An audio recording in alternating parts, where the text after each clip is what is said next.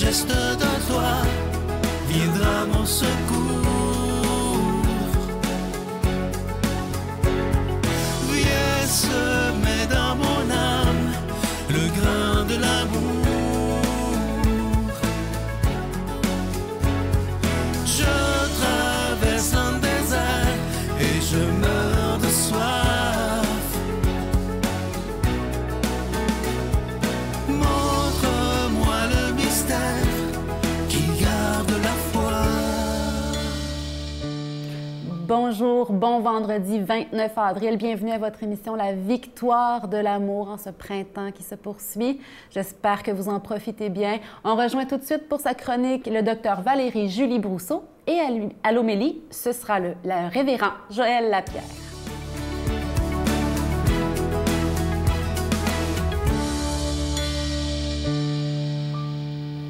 Bonjour, ici Dr Valérie Julie Brousseau avec la chronique Nomade du désert. Récemment, dans un petit bouquin, je lisais une citation qui m'a bouleversée, qui disait « Le royaume est proche, mais il n'est pas si évident que nous soyons vraiment prêts à y participer. » Wow! Ça m'a vraiment frappée. En tant que chrétiens, nous disons souvent « le royaume est proche ». C'est ce que Jésus nous dit. C'est-à-dire, peut-être pour nous, même si nous ne sommes pas chrétiens, la même chose vaut. On peut dire l'espérance d'un monde meilleur avec des meilleures politiques économiques vis-à-vis l'économie, vis-à-vis les pauvres, vis-à-vis notre réalité personnelle, la qualité de notre environnement de travail ou de notre famille, ou même de nos moyens ou de notre organisation familiale. Le royaume est proche, mais il n'est pas si évident que nous sommes vraiment prêts à y participer. Est-ce que vraiment, ce à quoi j'aspire, je suis prêt à faire les sacrifices pour?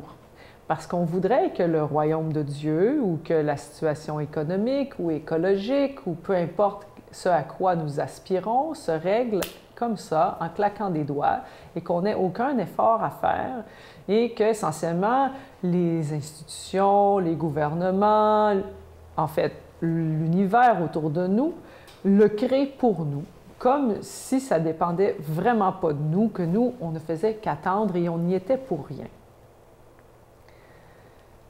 Wow! Le royaume attend notre investissement personnel. Le royaume ne commence pas dehors, il commence à l'intérieur, comme d'ailleurs l'économie, comme d'ailleurs l'écologie, comme d'ailleurs le soin des pauvres.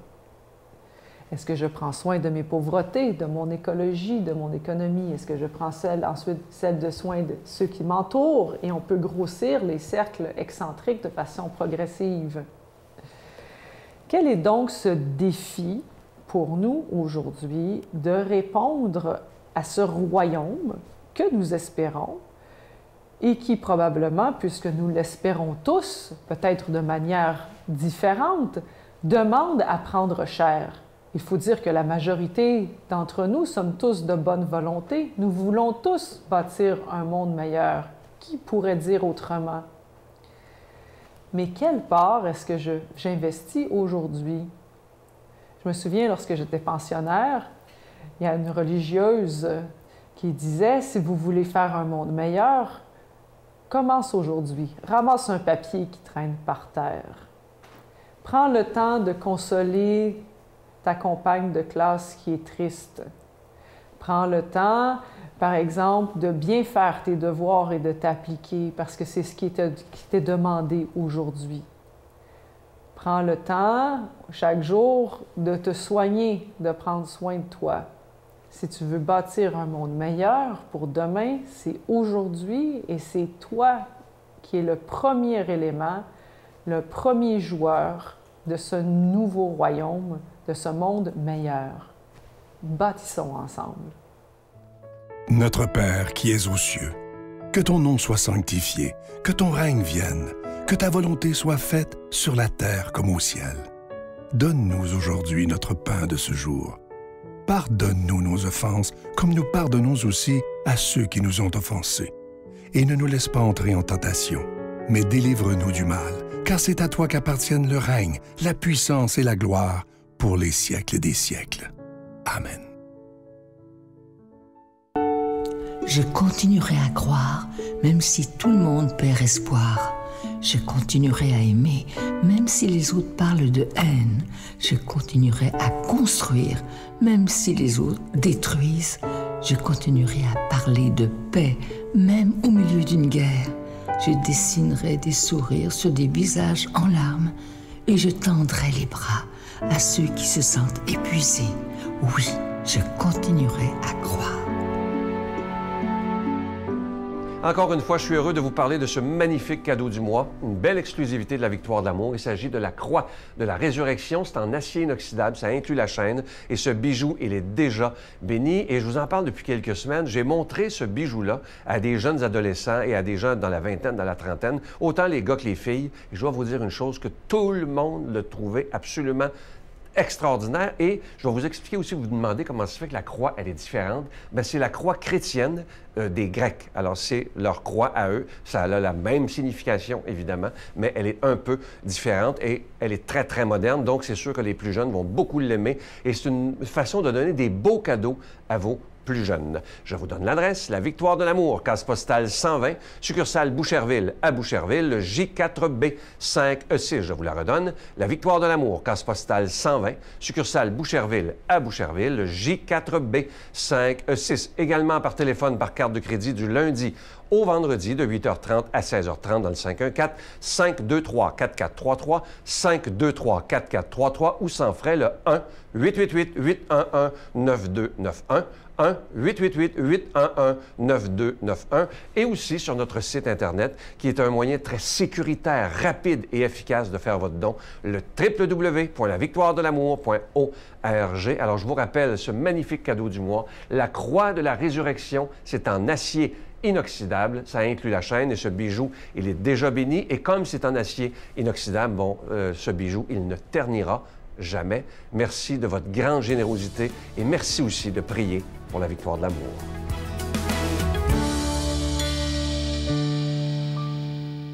Mon Dieu, donnez-moi la sérénité d'accepter les choses que je ne peux changer, le courage de changer les choses que je peux et la sagesse d'en connaître la différence. Amen.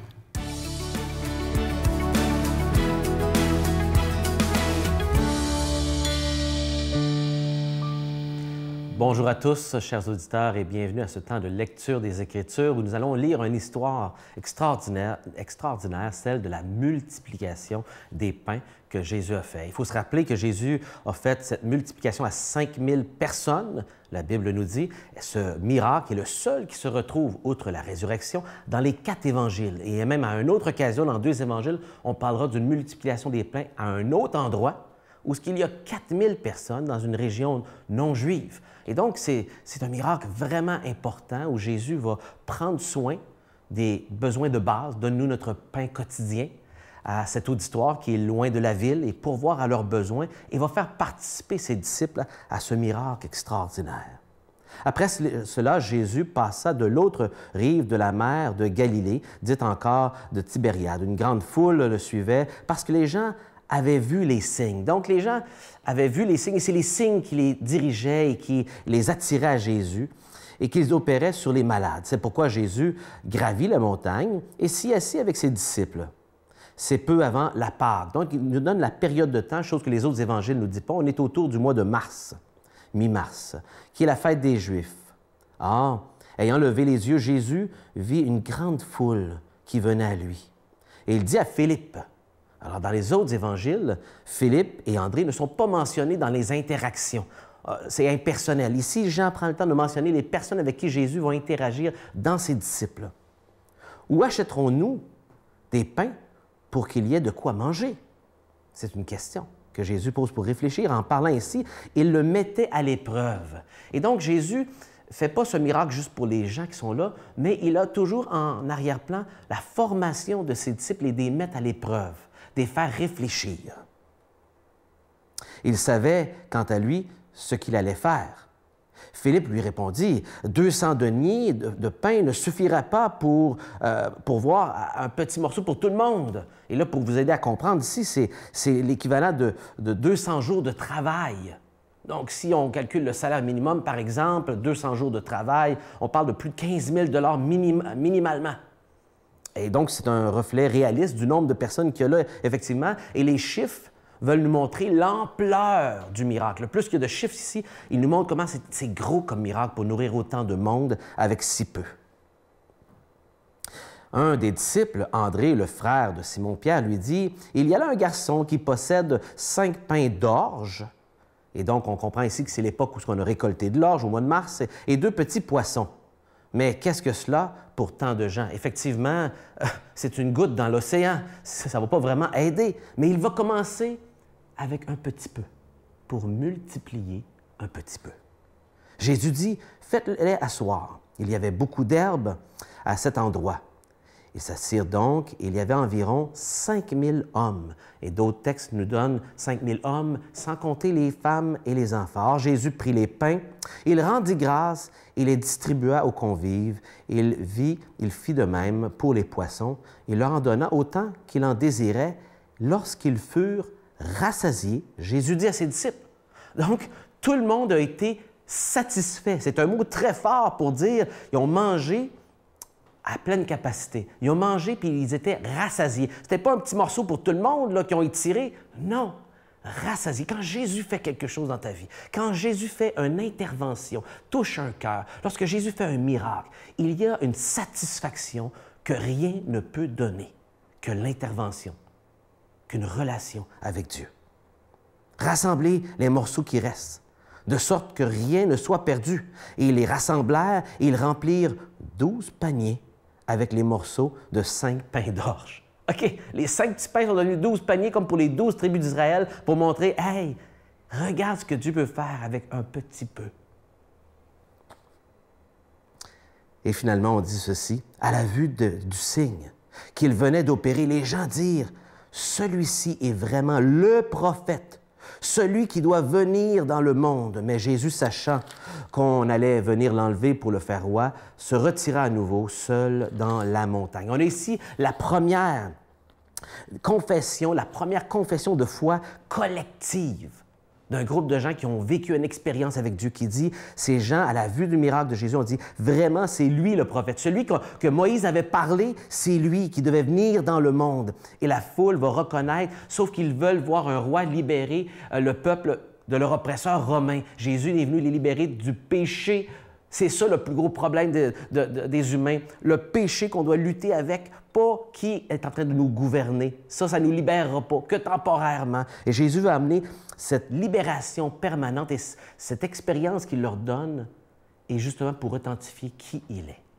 Est-ce que vous croyez qui il est, Jésus, le Fils de Dieu, ce grand prophète, capable de faire ce que nul autre est capable de faire, même pardonner vos péchés? Bonne journée. Je vous salue Marie, pleine de grâce. Le Seigneur est avec vous. Vous êtes bénie entre toutes les femmes, et Jésus, le fruit de vos entrailles, est béni. Sainte Marie, Mère de Dieu, priez pour nous pécheurs, maintenant et à l'heure de notre mort. Amen.